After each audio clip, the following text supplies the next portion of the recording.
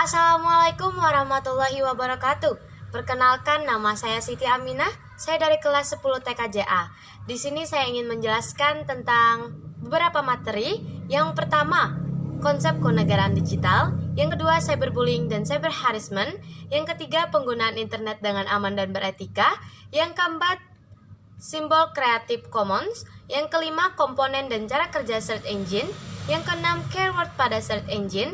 Yang ketujuh, penelusuran lanjutan. Yang kedelapan, penggunaan komunikasi daring asinkron dan asinkron dalam kurung chat, email, blog, vlogs, Dropbox, dan lain-lain.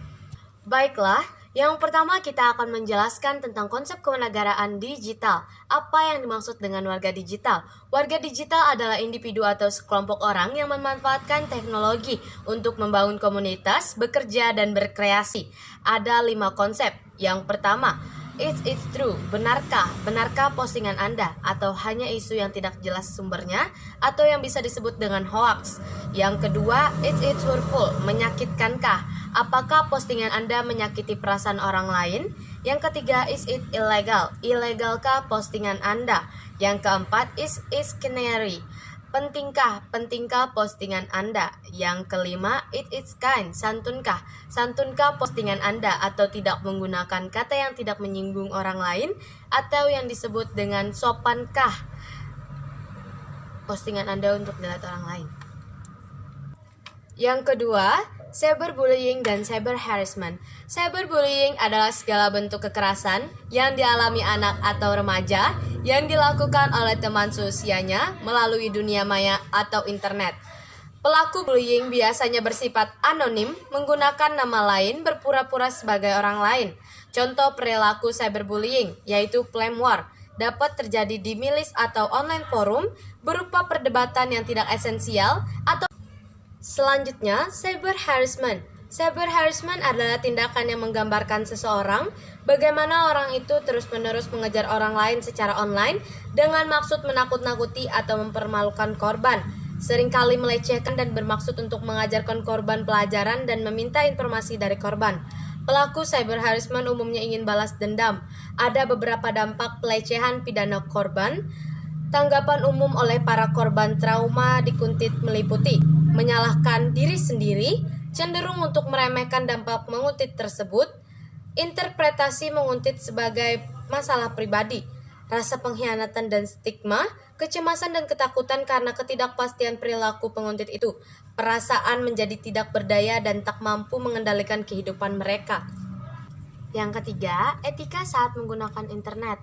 Ternyata kita saat menggunakan internet, kita harus juga mempunyai etika yang meliputi sebagai berikut. Yang pertama, 1. Jangan menggunakan komputer untuk merugikan orang lain.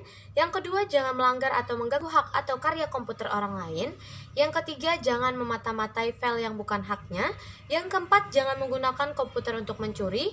Yang kelima, jangan menggunakan komputer untuk memberikan kesaksian palsu. Yang keenam, jangan menduplikasi atau menggunakan software tanpa membayar. Yang ketujuh, jangan menggunakan sumber daya komputer orang lain tanpa sepengetahuan yang bersangkutan. Yang kedelapan, jangan mencuri kekayaan intelektual orang lain. Yang kesembilan, mempertimbangkan konsekuensi dan program yang dibuat atau sistem komputer yang dirancang. Yang kesepuluh, selalu mempertimbangkan dan menaruh respek terhadap sesama saat menggunakan komputer. Yang keempat, simbol Creative Commons mempunyai 3 maksud diantaranya BY, SA, dan NC. BY, atribusi yaitu atribusi ke nama pemilik atau pembuat aslinya. Yang kedua SA, share like yang memungkinkan adanya keturunan di bawah lisensi yang sama atau serupa. Yang ketiga NC, non-komersial yang mana karya tersebut tidak boleh digunakan untuk tujuan komersial. Yang kelima, komponen dan cara kerja search engine. Search engine mempunyai 5 komponen. Yang pertama, query interface. Yang kedua, query engine. Yang ketiga, database. Yang keempat, spider. Yang kelima, indexer. Adapun 3 cara kerja. Yang pertama, crawling atau penelusuran penjelajahan. Pada tahap ini, search engine menjelajahi triliunan halaman dan dokumen yang ada pada World Wide Web atau WWW. Yang kedua, indexing. Pengindeksan ini adalah daftar raksasa semua halaman web dan konten yang ditemukan oleh bot. Yang ketiga, ranking. Cara mesin pencari dalam melakukan peringkat halaman adalah rahasia dan mempunyai cara tersendiri. Yang keenam, keyword pada search engine. Sebelum itu, apa yang dimaksud dengan keyword? Mudahnya, keyword atau kata kunci merupakan topik atau pembahasan utama pada suatu artikel. Kita contohkan keyword tutorial, biasanya menggunakan kata bagaimana dan cara. Yang ketujuh adalah penelusuran lanjutan. Penelusuran lanjutan adalah fasilitas yang disediakan oleh Google untuk mencari file yang pembaca inginkan dengan lebih spesifik lagi.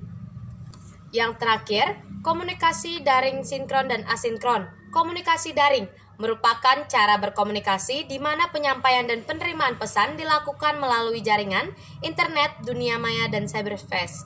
Yang pertama, komunikasi daring sinkron adalah komunikasi daring secara langsung dengan komputer atau perangkat komunikasi yang lain seperti smartphone, baik berupa teks, video, dan gambar. Sedangkan komunikasi daring asinkron adalah komunikasi menggunakan perangkat komputer dan jaringan internet yang dilakukan secara tunda. Mungkin hanya itu penjelasan dari saya. Semoga bermanfaat dan jika ada kesalahan kata, mohon dimaafkan. Wassalamualaikum warahmatullahi wabarakatuh.